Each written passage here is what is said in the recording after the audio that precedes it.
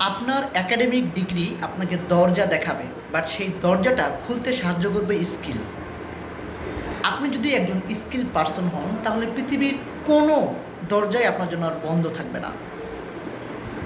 সুতরাং আজকে যারা ভাবতেছেন যে আজকে না কালকে আমি শিখব, তারা কেবলমাত্র আজকের দিনের সুযোগটাই মিস করতেছেন। আজকের দিনে যারা স্কিল অর্জন করতেছে, নিত্য নতুন জিনিস শিখতেছে এবং ক্যারিয়ারে কাজে লাগাচ্ছে, আলটিমেটলি দেখবেন একটা পর্যায়ে গিয়ে তারা তাদের নতুন নিয়ম তৈরি করবে, আর সেই নিয়ম ফলো করতে আপনারা বাধ্য হবেন। সুতরাং সময় আছে এখনও।